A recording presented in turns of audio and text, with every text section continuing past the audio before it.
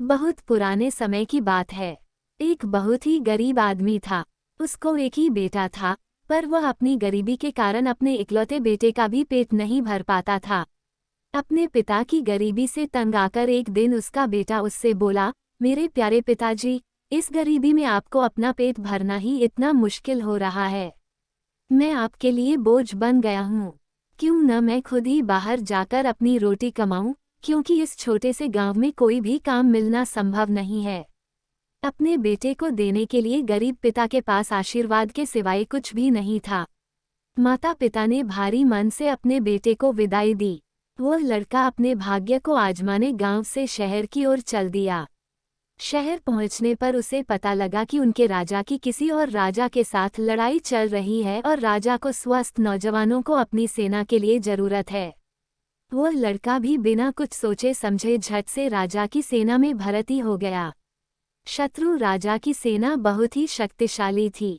उसकी सेना के सामने इस लड़के के राजा वाली सेना का टिकना बहुत ही कठिन हो रहा था। इनका सेनापति सबको साहस बढ़ा रहा था, पर बहुत सारे सिपाही अपनी जान बचाकर भागने लगे थे। इस बहादुर लड़के ने जिंदगी को बहुत ही करीब से देखा था। गरीबी की जिंदगी जीने से तो लड़ते लड़ते मरना ज्यादा अच्छा है, ये सोचकर उसने पीठ दिखाकर भागने वाले सभी सिपाहियों को शत्रु का बहादुरी से सामना करने के लिए उकसाया, तो भाग रहे सिपाही भी वापस आ गए और अपनी मातृभूमि की रक्षा के लिए जी जान से लड़ने लगे। अंत में शत्रु की सेना को मैदान छोड़कर भागना पड़ा। बूढ़े सेनापति ने राजा से इस लड़के की बहादुरी की बहुत प्रशंसा की। उसे बहुत सारा धन इनाम में दिया गया और साथ ही अपने राज्य में ऊंचे पद पर रख लिया गया। अब वह लड़का राजदरबार और राजमहल का एक हिस्सा बन गया। राजा को एक बेटी थी जो बहुत ही सुंदर थी, पर अभी तक उसे उसकी पसंद का कोई भी युवक नहीं मिला था, क्योंकि उसने कसम खाई थी कि वह उसी युवक से शादी करेगी जो उसे इतना अधिक प्यार करेगा कि उसके मरने पर उसी की कब्र में साथ साथ दफन हो जाएगा। और अगर उसका पति पहले मरता है तो वह भी उसी के साथ उसकी कब्र में दफन हो जाएगी, क्योंकि पति की मृत्यु के बाद उसके जीवन का कोई महत्व ही नहीं रह जाएगा। राजकुमारी की यह बेहूदी सी कसम किसी भी युवक को पसंद नहीं थी। इसी वजह से उस राज्य का कोई भी युवक उस राजकुमारी से विवाह करने का इच्छुक नहीं था, पर इस गरीब लड़के को राजकुमारी से पहली नज़र में प्यार हो गया था। वो किसी भी हालत में उससे शादी करने के लिए तैयार था। राजा ने उसे बहुत समझाया कि यह सब उसके बस की बात नहीं है। जीते जी किसी और के साथ उसकी कब्र में बंद रहना इतना आसान नहीं है। शादी के लिए हाँ करने से पहले उसे अच्छी तरह सोच विचार कर लेना चाहिए। ऐसा न हो कि बाद में अपना वचन न पूरा कर सके। अगर वह अपना वचन नहीं निभाएगा तो उसे मौत के घाट उतार दिया जाएगा, पर वह लड़का अपनी बात पर डटा रहा। अंत में राजा को अपनी बेटी का विवाह उससे करना पड़ा। काफी समय तक दोनों पति पत्नी बहुत ही सुखी जीवन बिताते रहे, पर एक दिन अचानक ही राजकुमारी बहुत बीमार पड़ गई। कोई भी डॉक्टर और उसकी दवा उस राजकुमारी को ठीक न कर सकी। काफी दिनों तक बीमार रहने के बाद एक दिन उस राजकुमारी की मृत्यु हो गई। अब तो उस लड़के को अपनी पत्नी के साथ ही उसकी कब्र में तब तक रहना था जब तक वह भूख से मर नहीं जाता।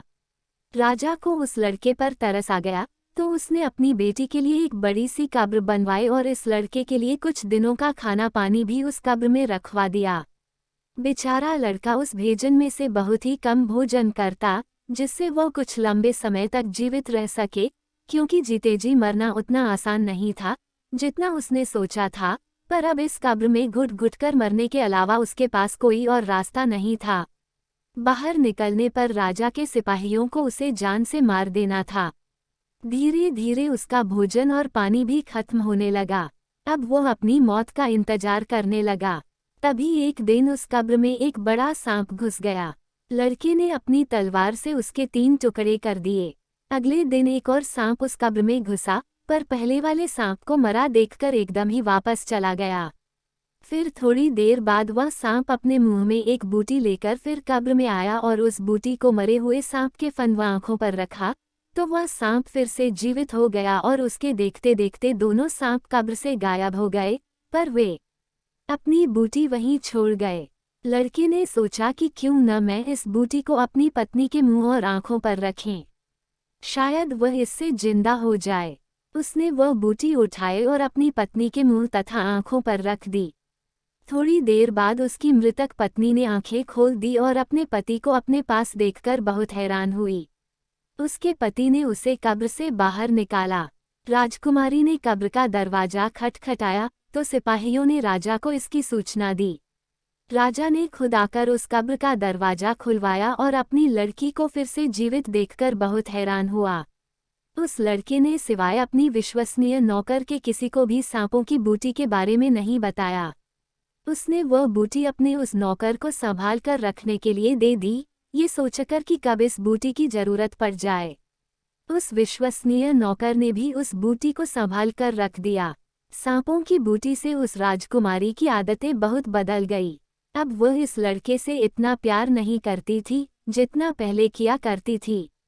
अब वह बात बात में उससे झगड़ती थी और खुद को अपने पिता की गद्दी का मालिक समझती थी। एक बार उसने अपने पति के साथ दूर देश की यात्रा की योजना बनाई।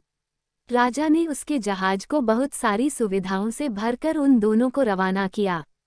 उस जहाज को चलाने वाला कैप्टन उस राजकुमारी को अब अपने पति से अधिक पसंद आया।